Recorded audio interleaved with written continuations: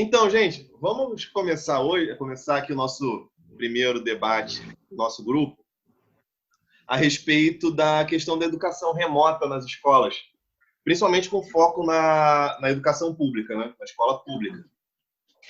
E para isso a gente está aqui com a Eliane, que é contadora de histórias, do Clube do Livro, faz um projeto super bacana nessa área de contação de história, com relação ligada à temática negra, essas coisas todas que são bem interessantes. O Gotardo, que é doutorando em geografia e está fazendo estudo sobre isso, não é isso? Foi a informação? Não. Ah. Eu sou professor de geografia. Ah, você é professor de geografia. Ah, tá. Você está fazendo um estudo É. sobre isso, não tá? Sobre esse assunto? Eu tô fazendo uma pesquisa sobre o direito à educação. Ah, sim, ótimo. É porque eu lembro que alguém falou de questão de doutorado lá no grupo, mas... Não. Ah, sim. Então, Sou, professor de eu só geografia, sou ótimo. graduado. E o Hélio, que é corretor de imóveis e está compartilhando aqui a discussão com a gente sobre essa nossa história aqui recente da educação, que pode mudar muita coisa ou pode simplesmente significar que não dá para mudar nada. Né? Começando, a gente sabe que está essa situação de fechamento das escolas por conta da pandemia e que os alunos estão sendo obrigados a acessar as plataformas como único meio de terem acesso à educação, pelo menos aqui assim está sendo aqui no Rio. Um outro município está flexibilizando isso, no sentido de disponibilizar apostilas impressas para os alunos. Eu não sei como está sendo aí para vocês. Como é que está sendo essa questão aí na área de vocês, no território de vocês? Eliane, Gotardo, Hélio, tiverem notícias sobre isso? Bom, aqui em São Paulo, a minha irmã, ela trabalha como gerente escolar, então ela trabalha em escola. Foi uma bela de uma correria, eles precisaram fazer o repasse fica, parte do material veio, eu acredito que seja impresso, pelo que eu entendi, e a outra parte é totalmente em EAD, onde eles pegam os exercícios, ou a pessoa precisava ter ou um celular, algo do gênero, para poder acompanhar as atividades. E acredito que eles, pelo que eu entendi, né, de material que minha irmã me passou, foi que que os pais tinham que ir para retirar algum tipo de material didático também, né? E isso, como a minha irmã é do estado, então abrangeu. Eu acredito que o método é para todas as escolas do estado de São Paulo, né? Sim. Ricardo chegou. Gotardo, como é que está sendo isso aí? Você é Eu atuo no município, né? No município de Pardinho, que é uma cidade próxima aqui de Botucatu, né? E no município de Pardinho eles estão aderindo tudo que é do governo do estado de São Paulo também. Então, o planejamento, né, ele foi todo voltado para o apostilado das trilhas das aprendizagens, né? Trilhas da aprendizagem. Esse foi o primeiro apostilado que foi enviado para os alunos, um material impresso, né? Que foi xerocado, e até os alunos da zona rural, eles receberam, né, esse material, porque muitos não têm, né, internet em casa, não têm as condições mínimas, né, para poderem estarem tirando as dúvidas com os professores, via educação à distância, né? Sim. E agora teve uma segunda remessa de apostilado, né, do governo do estado. Sim. E a gente também enviou, né, atividades complementares para ser feita pesquisa, para eles não ficarem, né, sem conteúdo, sem nenhuma atividade escolar, né? Então, o que eu acho que é uma precarização, né, nesse momento de pandemia é porque a escola, não estando fechada, né, a alimentação desses alunos também fica ausente, né? Eles ficam sem esse direito, no caso, né? Então, eu vejo que é uma problemática muito grande, não só no estado de São Paulo, mas em todo o Brasil, né? Ok. Ricardo entrou agora. Está ouvindo a gente direito? Seu microfone está aparecendo como cortado aqui. Você é professor de Química, não é isso? Opa, Ricardo cortou de novo. Cortou? Agora voltou. Foi. Tudo certo? Eu estava perguntando para eles aqui como é que tá. Você é de Pernambuco, não é isso? Isso, Pernambuco. Você é professor da rede pública, fazendo doutorado em Química, não é isso? Eu fiz doutorado em Química. Eu fui professor da rede estadual por 12 anos. E agora eu sou professor da Universidade Federal. Legal. E como é que vocês estão vendo essa situação do fechamento das escolas e dessa educação remota lá dentro do ambiente universitário, do ambiente acadêmico? Como é que vocês veem essa questão? Essa é uma discussão que a gente teve também lá na universidade. Então, as aulas não foram retomadas com ensino à distância, considerando exatamente o aspecto que mais da metade dos nossos estudantes tem uma renda per capita da ordem de um salário e meio. Sim. Então, o acesso à rede já é difícil para um pessoal que está na universidade, né? Então, quando você considera o ensino médio, o ensino fundamental, né, isso é grave. Então, é uma temeridade. Sem falar na questão do professor não foi formado para isso.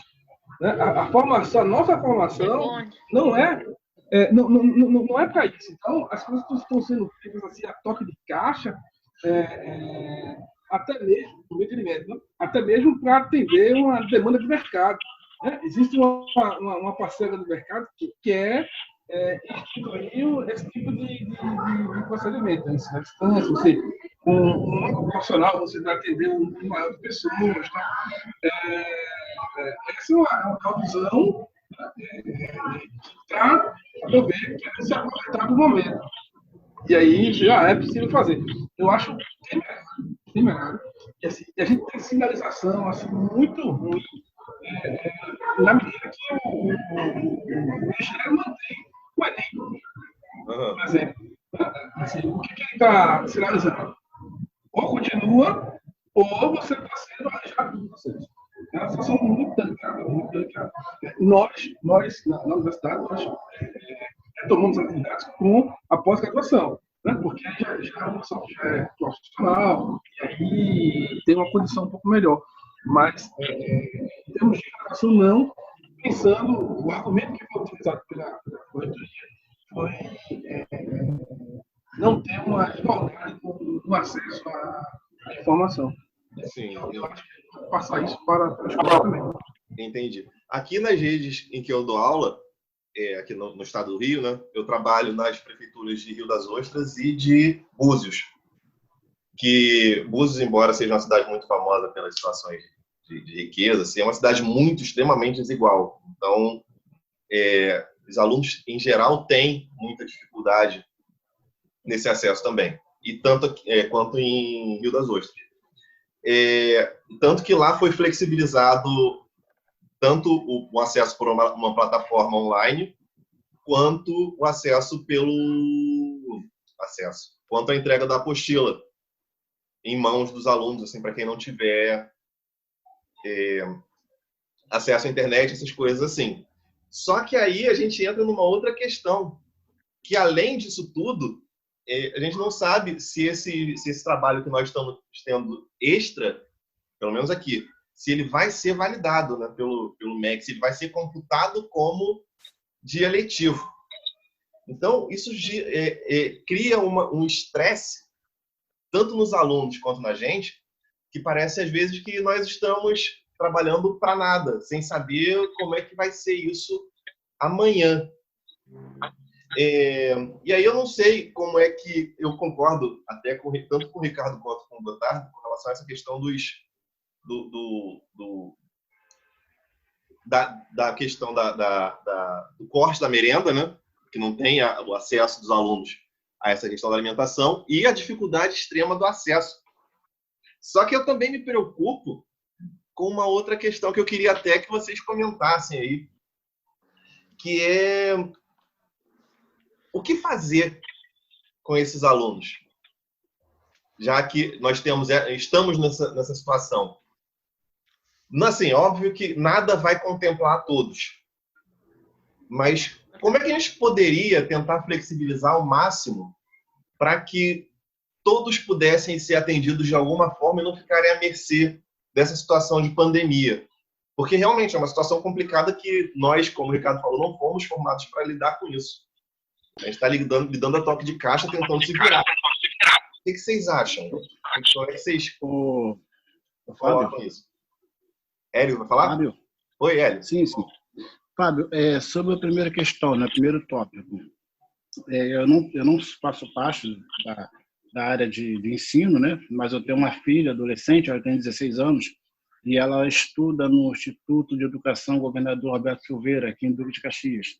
Ela está fazendo formação de professores e ela já está no 2º ano do ensino médio, graças a Deus. E o que está acontecendo? Chegou ontem aqui na minha residência um pacote com as apostilas para ela poder estudar, porém não contempla as atividades dela. Por quê? Na escola dela tem 2 tipos de ensino. Tem o ensino regular e tem o ensino normal, que é a formação de professores. E o material que chegou para ela não atende 100% a ela. Até porque uma coisa que está gerando dúvida na cabeça dela, na nossa cabeça e até nas amigas dela, é a questão de que eles têm uma carga horária para cumprir de estágio. Né? Como é que vai ficar? Como é que vai ficar essa questão toda? Né? Sobre a questão do Estado abrir a escola para poder servir merenda para os alunos, né? Isso é uma coisa mais complexa, uma coisa mais de logística. Realmente não tem como atender 100% dos alunos, igual a Justiça mandou. O Estado distribui cesta básica para todos os alunos, né? Segundo o secretário de Educação, Pedro Fernandes, ele falou que o Estado não teria verba suficiente para poder atender a todos, dando, por exemplo, R$100 para cada aluno. Ele falou isso aí numa live que eu assisti dele. Então, a dúvida que está sendo gerada aqui na minha residência, entre as amigas da minha filha que fazem parte do ensino normal, formação de professores, é como que vai repor essa carga horária? Porque tem uma carga para ser cumprida de estágio, né? Sim. É mais um problema, né? Na verdade, nós temos vários problemas e acho que nenhuma solução, né, com relação a imediata. O que os outros têm a comentar sobre isso aí também? Ricardo, Eliane, Ricardo, o que vocês comentariam sobre isso? Alguém?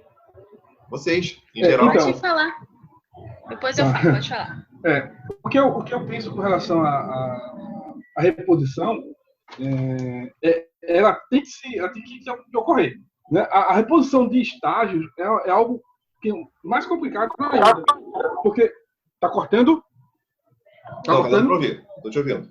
Tá. A reposição de estágios é algo que é mais complicado ainda, porque a reposição de aulas é algo que depende só do núcleo escolar. Então, você pode se estruturar e aí certamente vai ter que usar espaço de sábado, né, feriado, vai ter que fazer isso. É algo que tem que ser feito. Agora, quanto ao estágio, o estágio depende de outro ente, que é quem vai receber o estagiário. Né? Então, é uma situação delicada. Como é, no caso específico, e como é um curso de formação de professores, esse estágio tem que ser numa unidade escolar. E aí vai depender da estrutura dessa unidade escolar que vai receber o estagiário. Então, é algo que é mais complicado ainda.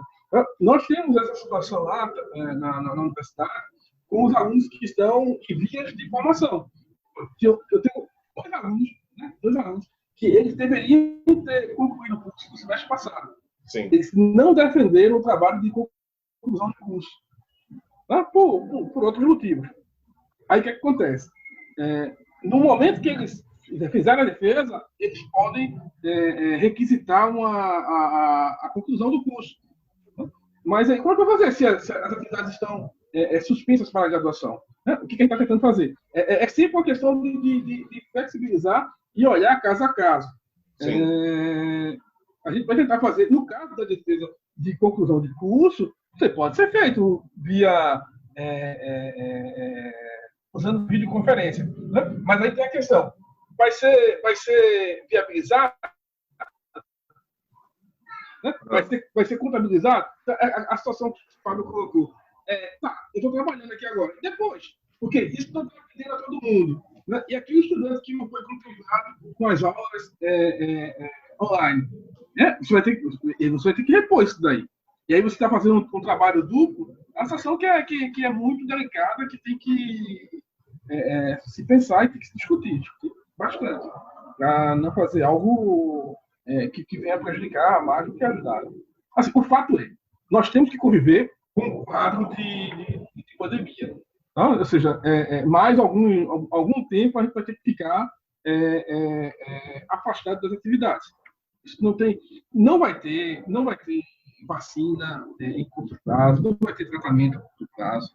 Né? O que a gente vai ter que evitar é superlotar o hospital. E aí tem que ficar fora. Né? E ficando fora, porque qual que é o problema? Tá. Nós que trabalhamos em sala de aula, o instrumento do professor, o instrumento mais palpável, é a fala. Sim. E aí ele está falando ali, o que acontece? Eu acho que nós teríamos que pensar num sistema que é antipedagógico, mas você vai ter que colocar uma espécie de barreira entre o professor e o estudante, porque o professor, quando ele está fazendo na fala, ele vai emitir partículas. Né? E aí quem está ali na linha de frente, né, vai estar sempre exposto àquilo. Então, isso é verdade. Porque a gente sempre pensa, um aluno está perto do outro. Está. Mas esse aluno, via de regra, ele não participa da aula assim, com tanta ênfase quanto o professor.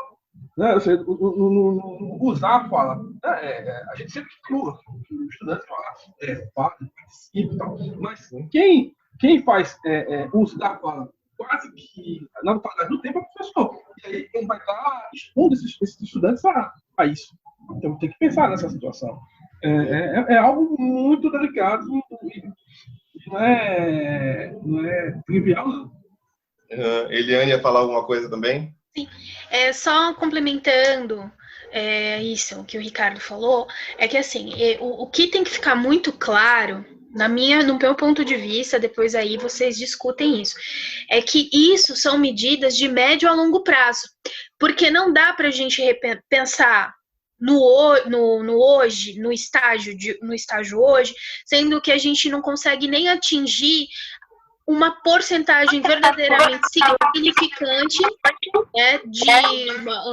dos alunos que não estão nas salas de aula ou que não conseguem ter uma qualidade de ensino tão boa porque precisam, né? Porque é realmente necessário, por exemplo, se faz necessário a utilização do professor, a sala de aula, senão todo mundo, por mais que é uma coisa que estejam tentando implementar como uma coisa natural, né?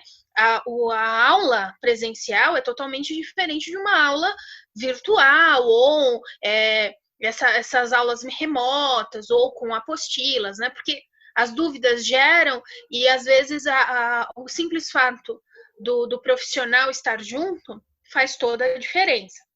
Então, e outra coisa, uma coisa que eu queria falar, que eu até anotei aqui, é referente à questão do que significa a escola como um corpo, né? Como a instituição de ensino, como o físico, né? Porque tem muita gente que vai para a escola e a segunda coisa mais importante é aprender, é o ler, é o escrever, é usar a consciência, né, a expansão dessa sua consciência. Em primeiro lugar, ela vai para se nutrir de outra forma, né? A gente tem que parar e pensar sobre isso.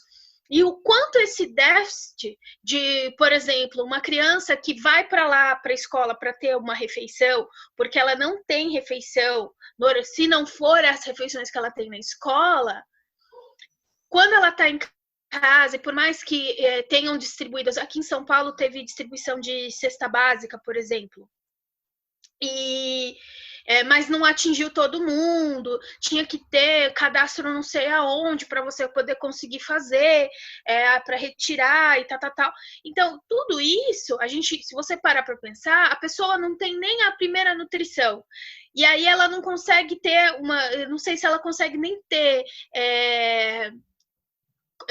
como espaço para o aprendizado. Se junto com alguém incentivando já é difícil, imagina às vezes sozinho em casa, às vezes com pais analfabetos ou analfabetos funcionais, né? Então, eu acho que são temáticas que a gente também tem que colocar, né? Uma outra coisa, só que eu quero fazer um adendo que eu vi, eu estava vendo uma reportagem, né, sobre aqui, bom, em São Paulo, não existe mais, já tem umas 2 semanas que a gente vê uma movimentação nas ruas, né? Aí agora eu me pergunto, até o retorno dessas crianças à sala de aula, né? Como que fica? Os pais voltam a trabalhar e essas crianças ficam com quem? O Estado acha que a criança vai ficar sentada na frente de um notebook ou do celular, estudando. O professor vai ter que se responsabilizar remotamente por essa criança, como já é terceirizado ao vivo, vai também ser terceirizada a responsabilidade da educação da criança. Nesse caso, né, são pontos que eu gostaria de colocar para todo mundo aí, né? Não sei o que vocês pensam disso, mas eu acho que são esses pontos, às vezes até prioridade, porque eu concordo com o Ricardo, não vai demorar muito ainda para ter uma vacina, vai demorar muito para se ter uma cura, ou algo que realmente dê segurança para as pessoas. Então, a gente tem que pensar por blocos. O problema é que nós todos somos muito imediatistas, principalmente quando bate no bumbum, né? Quando a água bate no bumbum, todo mundo quer tudo para ontem, porque são coisas que a gente não imagina. Não sei se vocês viram um vídeo que estava circulando e viralizou do Obama, uma fala do Obama antiga e uma fala do Trump atual, onde o Trump começa com a fala do Trump falando que mas ninguém nunca imaginou que um vírus poderia ser espalhado pelo ar, blá, blá, blá, blá, blá. E aí mostra-se um vídeo de sei lá quantos anos atrás, 6, 7, 8 anos atrás, o Obama falando, não, nós temos que pensar em políticas. Então, assim, mas pelo visto não foi pensado, nem por eles. Mas são coisas que a gente tende a empurrar com a barriga, né? E agora a gente tem que lidar taxando o que é prioridade. Bom, é isso que eu tinha para falar. O Gotardo não falou ainda. O que houve? Aí, fala aí, dá sua opinião sobre essa questão. É legal até, eu estou gostando muito de ver os posicionamentos da Eliane e do Hélio, porque eles não são do meio da educação, né? Eles veem isso de um ângulo que a gente não vê. Que talvez seja até mais importante do que o nosso próprio ponto de vista enquanto educadores, né? Porque a gente está vendo a outra ponta. E aí, como é que você comenta isso aí, Gotardo? Bom, eu acho que solução é igual a Eliane falou, não tem para esse momento. A gente vive um momento de pandemia que todos estão perdendo, né? Não só na área da educação, né, mas no mundo do trabalho também, porque, veja só, muitas merendeiras, né, que são terceirizadas dentro da instituição escolar também perderam o contrato de trabalho. Então, essa é uma problemática muito maior, né, muito além da sala de aula. Eu vejo aqui no estado de São Paulo que eles estão propondo, né, para o ano que vem, o 4º ano no ensino médio, para tentar, né, ver se consegue remediar, né, a falta de conteúdo que teve nesse período.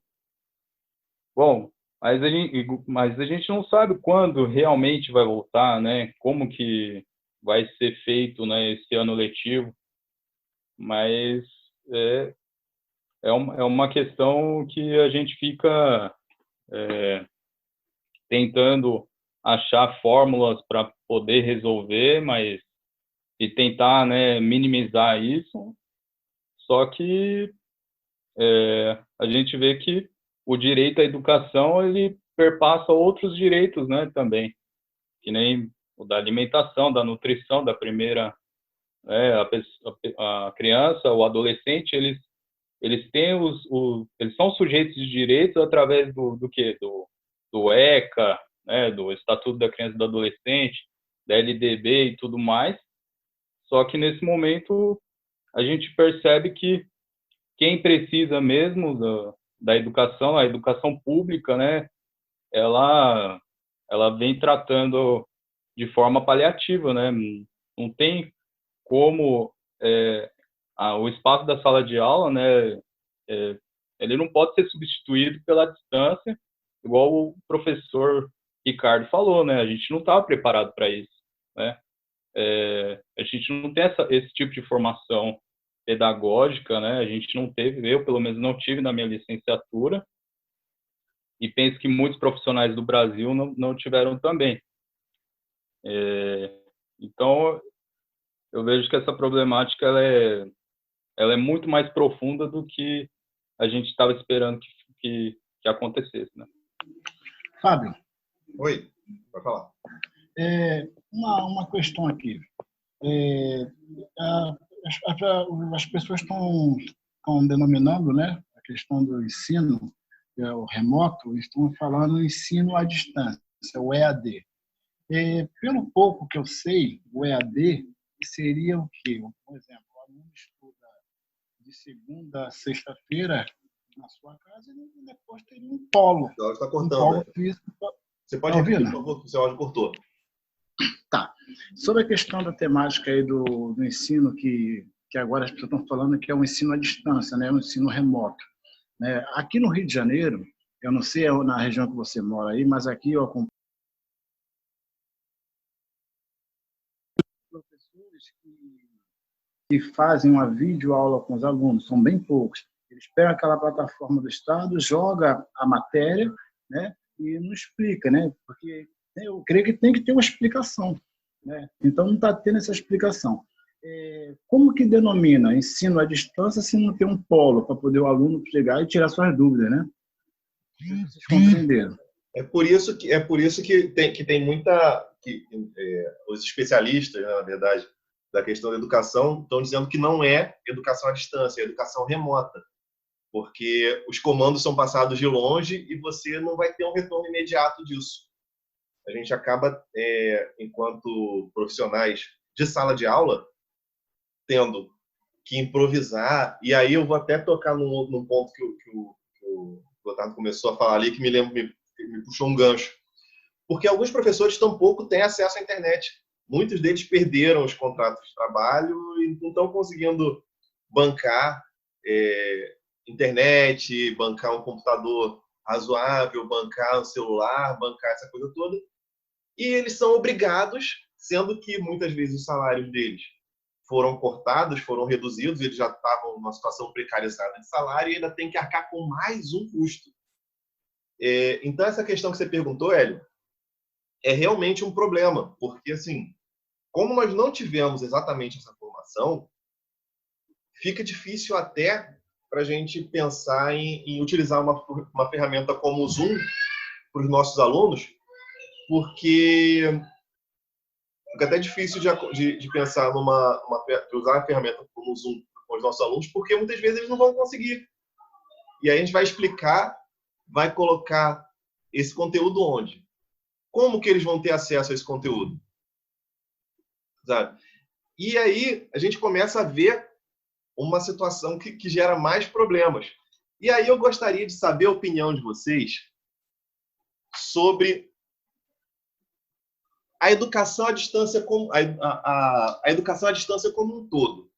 Para além dessa situação, digamos que nós vivêssemos num mundo perfeito em que todos tivessem acesso à internet, aos meios de comunicação perfeitos. O que vocês pensam sobre essa modalidade de educação? Vamos começar pela sociedade ali, Eliane. Vamos lá. eu gosto de pensar que nem tudo é para todos, né? A moda não é para... Nem tudo na moda é para todos, nem tudo no paladar é para todos, e é a mesma coisa a questão da educação à distância. Eu conheço muitas pessoas que desistiram de cursos porque acham muito mais difícil. Para algumas outras pessoas é muito mais fácil, porque não, por uma questão de rotina e tudo mais. A vida nas grandes cidades são um caos, e aí se você consegue administrar isso de outra forma, é muito bom. Mas o que é importante deixar bem claro é que nem tudo é para todos. É muito difícil para uma pessoa que às vezes tem uma capacidade cognitiva menos aberta, né? Eu quero dizer, uma consciência, o campo cognitivo dela às vezes não é tão grande, não tem tanta facilidade, eu não consigo achar a palavra, eu não consegui achar a palavra, mas ela tem uma certa deficiência cognitiva e ela tende a ter um pouco mais de dificuldade de absorver aquele conteúdo remotamente. Por mais que você diga, mas tem um polo onde você vai e tira suas dúvidas, mas é diferente do que você está numa sala de aula. E tendo em vista isso, acredito eu que as pessoas, mesmo no mundo perfeito, elas precisam é um campo que deve ser muito... ainda tem muito que expandir, porque a qualidade, às vezes, de aula, numa sala de aula, para um conteúdo ser virtual... No virtual, ele tem que ter uma abrangência diferente, uma cor diferente, né? Tem que ser coisas que chamem a atenção, por mais que o assunto seja um assunto maçante, ele tem que ser transformado de outra forma. Talvez os professores, né, o corpo docente, tenha que ver por um outro ângulo, né? Sabe? Virar quase um ator. Todo professor tem que virar meio que fazer teatro. Porque como que você vai chamar a atenção de uma pessoa por 1 hora para um conteúdo, por exemplo, como o do nosso colega Ricardo, que é química? Sem preconceito, né? Eu de formação, eu fiz estética. Então, em estética, a gente tem aula de física aplicada. Cara, eu fico me imaginando, e eu olho que eu, como contadora de histórias, né, tenho várias negocinhos. Eu tenho umas clientes minhas que, quando eu dou aula sobre o que é um fibroblasto e como eles funcionam, elas ficam uau, chocadas. Mas assim, como que você fala sobre física e essa física não ser aquela aula da sala de aula, que às vezes na sala de aula já é difícil, por um vídeo, cara, por uma coisa virtual. Então, assim, tudo isso tem que ser pensado e para ser implementado, tem que ser implementado de uma maneira onde a gente está só engatinhando. Mal saiu da casca do ovo. É um terreno... A gente tem que bater palma para todo professor, todo mundo da área da educação, porque vocês estão em campo minado de uma área totalmente desconhecida. Vocês estão no novo Marte. Porque dar aula pela internet hoje é ir visitar Marte. Entende? Que é coisa que é do outro mundo pra gente, que a gente não entende. Então, o que tem que, na minha opinião, ser feito é investir em políticas públicas, sim. Se for no mundo... Isso eu estou falando, investiria, né? Porque a gente está falando de um mundo perfeito que não existe. Então, deveria ser investido em políticas públicas, investir no profissional, porque é muito fácil você jogar uma pessoa para falar de algo que ela não entende, e ela ter que rebolar, não, eu não vou fazer feio. Porque às vezes eu vejo isso, como assim, às vezes a gente aprende algumas coisas e fala assim, não, porque eu também, né, já que eu tô aqui, eu não posso fazer feio, né? Então, assim, para além disso, né? Então, assim, já que não é para não fazer feio, tem que capacitar o profissional. Primeira coisa, é capacitar o profissional. O que é o grande problema, né? Porque com o desministro, porque ele é qualquer coisa, ele é o sinistro da educação, né? Eu acho meio complicado, né? Mas se tem uma coisa que a gente tem certeza é que tem um dia após o outro, né? E que queira em Deus que esse dia após o outro não demore muito para essas criaturas do submundo sair, para que haja-se realmente um respeito com a profissão, para que vocês possam ser capacitados verdadeiramente, para que sim, daqui a alguns anos vocês possam efetivamente entrar numa sala virtual e dar uma aula com a mesma qualidade que vocês dão hoje numa sala de aula física, né? É isso. Acabou que eu estava respondendo a pergunta do Hélio e o Hélio caiu, né? Não, voltei de novo. Mas eu acho que a Eliane acabou retomando muitos pontos que foram ditos aqui nesse período que você ficou fora. E acho que deu para entender mais ou menos. Sim. A questão que eu estava colocando agora era como é que se vê, no geral, no universo perfeito, a questão da educação remota, da educação virtual. E aí a Eliane começou com o posicionamento de uma pessoa de fora da educação. Eu vou passar a bola rapidinho aqui para o Ricardo ou para o Gotardo, para eles complementarem um pouquinho a posição, e depois eu volto para você, Hélio, beleza? Beleza. Então vamos lá, Hélio, Ricardo ou Gotardo, quer dizer, se coloquem aí com relação à opinião de vocês nesse sentido. Só uma coisa, Gotardo, me chame de Ricardo, que chama desse tipo de Ricardo. Tá? Fique bem à vontade, estamos todos juntos. Ora, pessoal, essa questão do ensino à distância, ela tem alguns pressupostos, né, que não estão sendo considerados, como o Hélio mencionou alguns na fala dele. Por exemplo, você tem que ter outros atores que são necessários nessa modalidade de ensino. Né? Então, a gente está acostumado a ter o professor, né, o conteúdo e os estudantes. Nessa modalidade de ensino, você não pode abrir mão de uma modalidade de tutoria. Você tem que ter tutores. Você tem que ter espaços para que você possa atender o estudante nessa dificuldade. Tem um outro profissional que vai trabalhar com a construção de materiais. Né? Porque você tem o momento que é ao vivo, da interação, mas você também tem material que é feito para que o estudante possa acessar em outros horários diferentes daqueles que todos estariam reunidos. Então, o que ele está fazendo hoje, na verdade, é que ele transpor o ambiente de sala de aula para o ambiente virtual. E isso é muito ruim, porque é exatamente isso. Depois de meia hora, muito difícil qualquer tipo de concentração, não tem o que fazer. O feedback é diferente. Tem alguém na fila dele. O feedback é diferente. Em sala de aula, eu uso muito. Cara, fala um pouquinho mais perto do microfone, que tá difícil de te ouvir. Tá. O feedback é diferente. Eu sinto necessidade de olhar para o meu aluno e saber se ele está entendendo ou se ele não está entendendo o conteúdo. Né? Fazer uma transposição didática que possa atender aquela necessidade. Então, no ambiente, começa comigo, são poucos alunos na minha sala de aula. São 13 alunos no ambiente virtual. E aí o que acontece?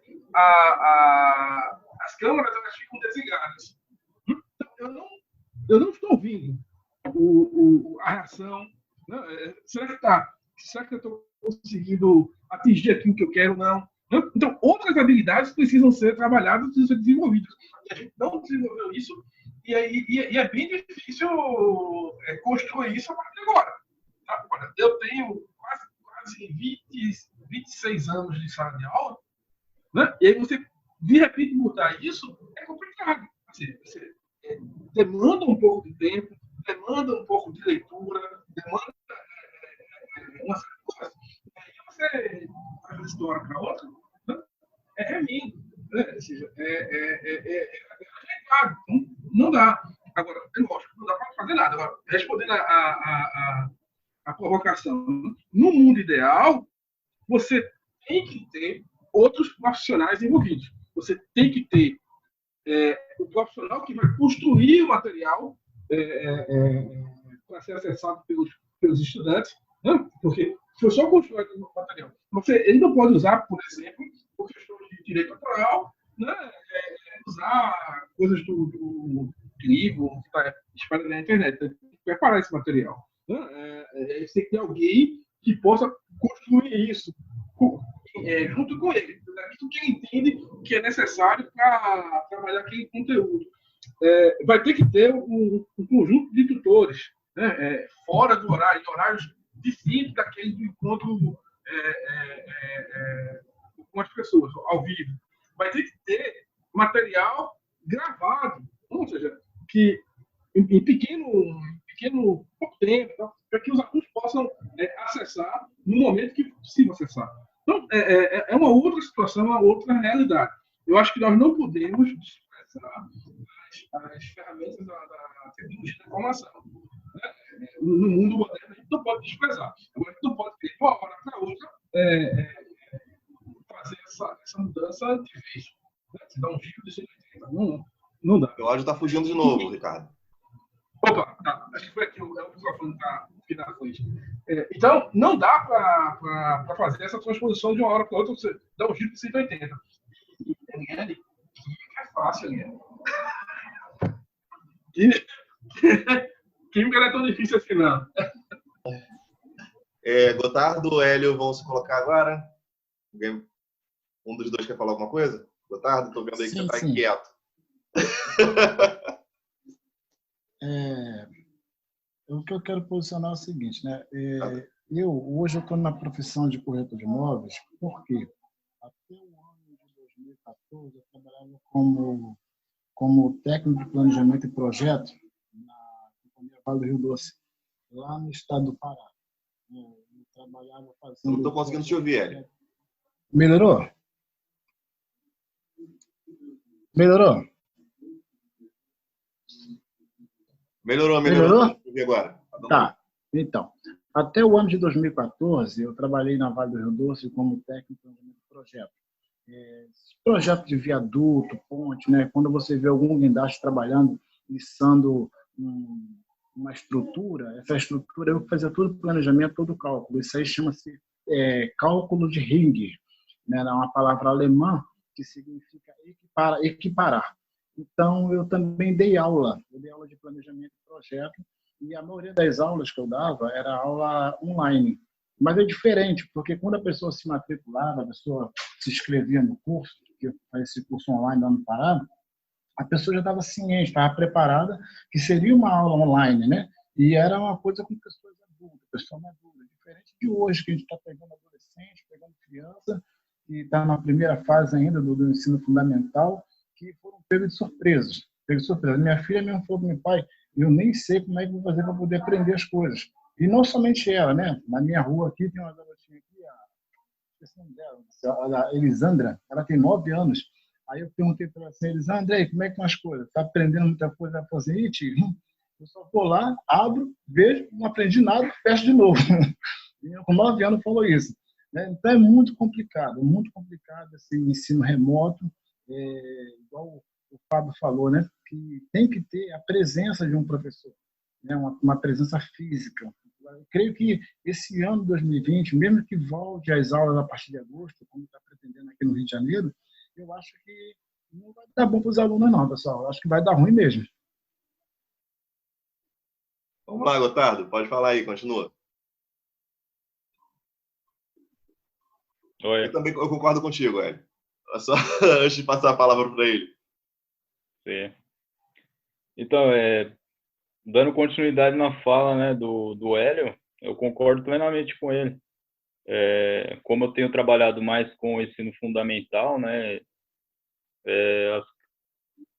os adolescentes, eles nunca, eu acho que eles também, foi inesperado para eles ter acesso a esse ensino remoto.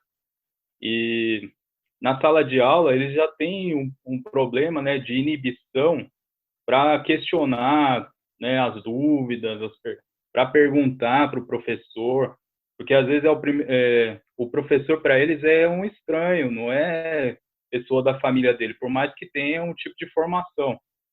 Então, eu vejo que a educação à distância, no Brasil, ela abrange mais o ensino superior, né, ou até mesmo o ensino técnico, mas com uma outra faixa etária, né, de idade.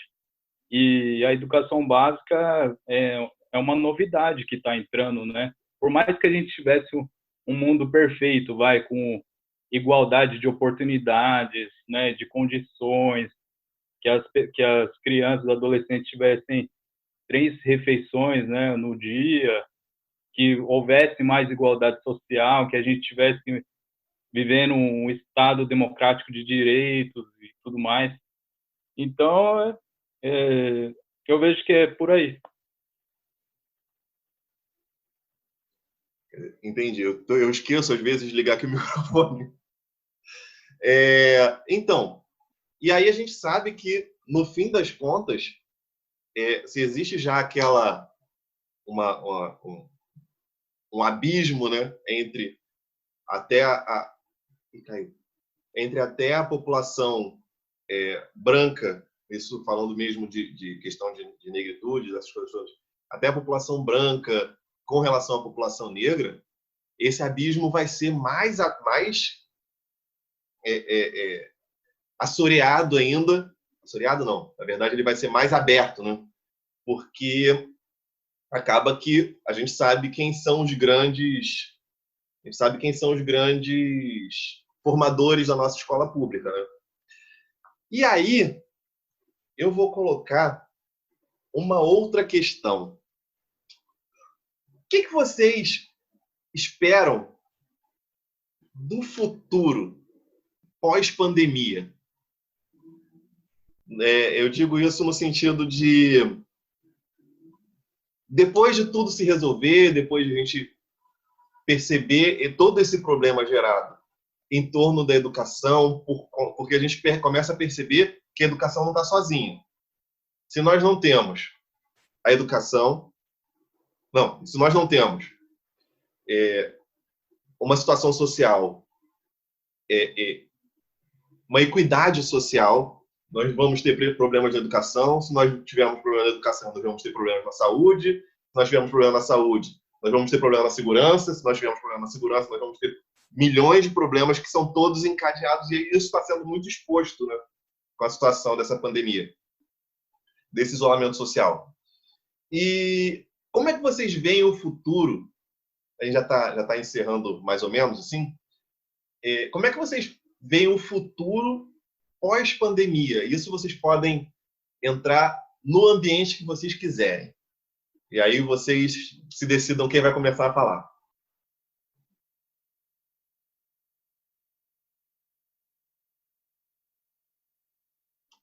Socorro! Primeiro as damas.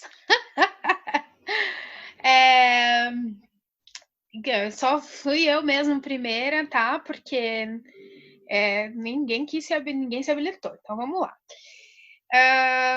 Olha, parte de mim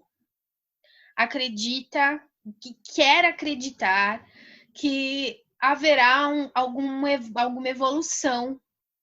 Mas a outra parte de mim, aquela capricorniana pessimista, não vê isso, né? Vê isso como mais do mesmo. Aquela coisa do... Minha irmã, ela conta... Ela usa um paralelo aí sobre um textinho que ela leu sobre a merda tá quentinha, né? Porque às vezes a gente tá, desculpa o termo, tá esdrúxulo, mas o nome do texto é esse. Depois eu vou procurar e passo para vocês. onde o texto ele fala uma coisa mais ou menos assim, que ali tá ruim, tá fedido, tá tudo de mal, mas tá quentinho, então é ali mesmo que eu tô. A famosa zona de conforto do ser humano. Porque, e eu acredito, o lado pessimista meu, vê muito desse lado. As pessoas, elas estão acostumadas com o que elas têm. E elas conquistaram, e o pouco que elas conquistaram. E quando ela se vê confrontada com largar tudo, a gente pensa, fala assim, putz, eu não posso mudar minha rotina de vida, porque a minha rotina de vida me trouxe até aqui. Então, eu acho que o grande desafio pós-pandemia é a tomada de consciência. Mas isso é mais um desafio do que propriamente dizer que isso vai acontecer. Tá mais como um desafio mesmo, que as pessoas elaborem, que haja mais troca de ideias, né? Isso que a gente está fazendo aqui hoje pode parecer pouco, mas é muita coisa. É muita coisa. Para quem, às vezes, uma pessoa que possa estar ouvindo a gente, que de repente, eu não tô lá, colocou num canal no YouTube, viu que a gente está conversando, e isso serviu de incentivo para criar uma plataforma verdadeiramente que atenda a outras pessoas, não somente o lucro desenfreado, ou que, enfim, que mude a rotina da sua própria vida, né? E basicamente a gente ganha, o que eu vejo pós-pandemia é um grande desafio de mudar as coisas, porque permanecer do jeito que está, se já foi quase 40 mil mortes aqui no Brasil, para ir para mais 40 mil, para ir para 1 milhão, 2 milhões, com essa consciência que a gente tem hoje, é o que nos resta, dor e sofrimento, né? Agora, se a gente encarar isso como algo que deve ser trabalhado, aí a gente vai ter uma grande evolução. Quero esperar que sim. E só uma coisa, uma coisa que eu não posso deixar de falar aqui, e outra, dar palco para político. E eu não tô falando nem do excrementíssimo, tá? Tô falando no geral. Dar palco para político que acha que política é o que se fala e não o que se faz. E mais, políticos que acham que política de saneamento básico não é política pública, porque não fica para ninguém ver que foi ele que fez. Não é obra que a gente vê, então acha que ninguém fez. Isso daí tem que sair. A gente tem que tirar esse tipo de gente do convívio. Por quê? Porque a grande verdade é essa. Nós não temos nem saneamento básico direito no Brasil, porque é obra que vai debaixo da terra ninguém vê, então não vai ligar aquele saneamento àquele político. E a gente tem que parar de achar que as obras que são feitas têm que ser colocadas como nome de alguém. A obra é para nós. Não interessa quem fez, né? E é isso que eu acho que também tem que ser visto agora no final desse período aí nefasto que a gente está vivendo. Próximo. Hélio, Gotardo, Ricardo.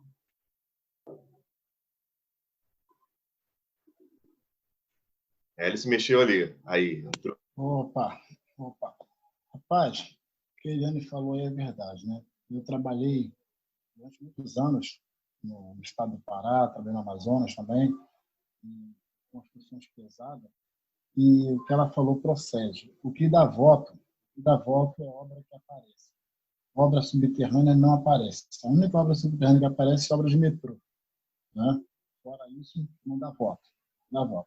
E quando eu estava lá no Pará, foi feito as eleições para a Copa do Mundo, para poder escolher qual seria a cidade sede, tudo isso daí. e, incrivelmente, o Pará ficou de fora da construção de um estádio. Né? Como é que pode um estado daqui... Hélio, seu áudio está cortando. Hélio, seu áudio está cortando. Estou falando aqui.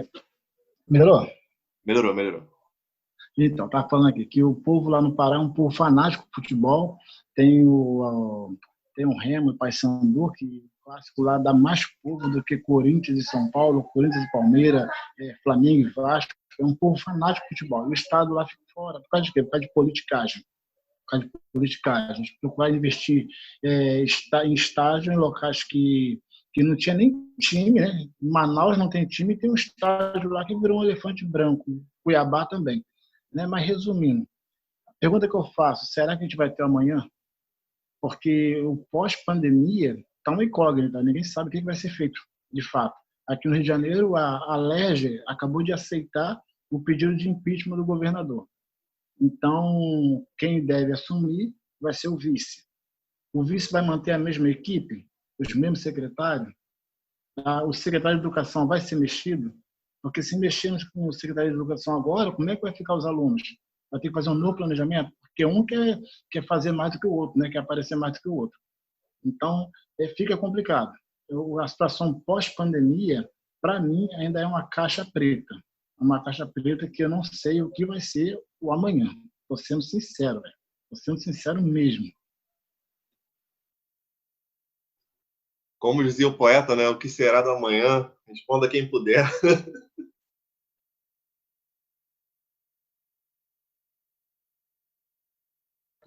Próximo, Ricardo, Gotardo, se posicionem. Bom, eu concordo tanto com a fala da Eliane quanto com a fala do Hélio. A gente tem que lutar, né, para sobreviver no meio desse mundo que a gente vive, tanto na pandemia como depois dela, se tiver, né, como que vai ser, né? A gente não sabe.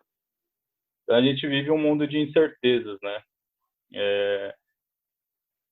Uma parte de mim, né, tem esperança que esse mundo ele possa ser mais justo, mais, né, com justiça social, que tenha, né, igual nas palavras do Milton Santos, né, uma globalização, um outro tipo de globalização, né, uma globalização solidária, que o mundo ele possa ser mais solidário e não essa perversidade de acumulação capitalista, de destruição da natureza e desse conflito, né, que a gente vive hoje em dia, de até de extermínio da população preta, parda, né, no Brasil. Então, eu tenho esperança que a gente possa viver num mundo mais harmonioso, no pós-pandemia, principalmente com o Estado sendo precursor, né, de articulação de políticas públicas inclusivas, né, e não excludentes ou de extermínio como a gente vive atualmente, né? Bom, é isso. Obrigado. Valeu, Gotardo. Ricardo, só falta você. Ô, rapaz. Veja só, a gente está nessa situação mesmo, né, que foi presente da fala de Eu não ouvi. Cortou para mim agora. Nós estamos nessa situação mesmo aí que foi ventilada nas falas do Hélio, do Daniele e do Gotardo. A incerteza no amanhã e a esperança de que algo mude para melhor. É uma situação muito, muito estranha, né? Porque se a gente olha para o que aconteceu em outros momentos da história da humanidade, né? Momentos assim, fortes como esse, assim, após algumas pandemias. Tá ruim de ouvir. Opa, após a espanhola, após a peste negra, né? Até esse nome esquisito aí. não parece que mudou muito. Ou seja, eu acho, para ser bem realista, eu acho que a gente vai aprofundar ainda mais a desigualdade. As relações sociais vão ficar cada vez mais tensas, difíceis, a separação de classes, e aí a gente precisa estar organizado para poder fazer esse enfrentamento. Nós, e aí é uma das críticas que eu faço quando a esquerda esteve à frente do governo central, né? A gente acabou deixando um pouco de lado a formação política do nosso povo, dos nossos jovens. E aí o que aconteceu? A gente acabou chegando numa situação de aversão à política. É um problema sério. E o que acontece? A minha expectativa para depois da pandemia tem a questão que é individual. Então, eu acho, medo de morrer, a maioria das pessoas tem. E aí você deve popularizar o uso de máscaras. Alguns utensílios passarão a ser utilizados em ambientes públicos, locais onde tem concentração de pessoas. A relação deve ser um pouco diferente, né? Seja acesso a restaurante, a teatro, cinema, não vai ser o mesmo. Não vai ser o mesmo. Não tem como ser igual. Então, a gente deve ter essas mudanças que, a meu ver, são mudanças pontuais. Agora, do ponto de vista mais amplo, eu acho que vai aprofundar as desigualdades e por exemplo, eu não sei, eu acho que aqui no Nordeste e talvez não sei em São Paulo, mas... Congelou aí, Ricardo. Volta um pouquinho. Opa! Aqui no Nordeste, eu acho que no Rio de Janeiro também, há uma relação mais próxima entre as pessoas. As pessoas se tocam muito. Mas quando você vai para o Rio Grande do Sul, por exemplo, há um distanciamento entre as pessoas. A questão da formação das pessoas em cada local. E aí, o que acontece? A gente vai ter que aprender a viver diminuindo esse toque. Né? Aquilo que chama de vou dar um cheiro, isso vai mudar um pouco. Mas, no geral, eu acredito que vai aprofundar as diferenças entre as classes. E aí nós temos que estar organizados e em órgãos representativos, seja sindicatos, órgãos de classe, para poder fazer essa disputa de novo. Eu vejo por aí. Gente, o papo tá bom, mas se a gente for nesse papo, a gente vai até amanhã. Cara, um prazerzão conhecer vocês pessoalmente, trocar essa ideia boa. Espero que vocês tenham curtido tanto quanto eu, que eu realmente curti muito aqui. Por mim, eu ficava até amanhã conversando com vocês aqui. E aí eu queria já encaminhar esse encerramento dizendo que eu pretendo fazer esse formato tanto dentro do grupo quanto com outros grupos que eu conheço, assim, para a gente poder ir trocando ideias entre as pessoas, assim, até mesmo pessoas mais distantes e tal, de pensamentos um pouco diferentes e tal, que é para a gente poder enriquecer os debates, que eu acho que esse é o grande barato, né, da situação. Cada um aqui falou alguma coisa, por exemplo, que eu nunca tinha pensado. Às vezes vocês podem pensar assim, pô, cara, eu tô falando só o óbvio, mas não. Tem algumas coisas assim que a gente vai pegando do que vocês falam, que a gente fica assim, pô, cara, pô, é verdade. Pô, não tinha pensado por esse lado, não tinha pensado por aquele outro. E aí, eu queria encaminhar aqui, agradecer a vocês pelo tempo que a gente passou juntos aqui, que nós passamos juntos, e que novos encontros desses aconteçam e que a gente possa passar por tudo isso aí da melhor maneira possível.